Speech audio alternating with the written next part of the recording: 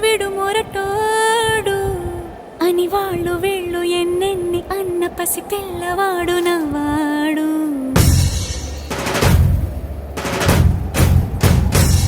విడు ముండోడు అని ఊరు వాడ అనుకున్న గాని మహారాజు నాకు నా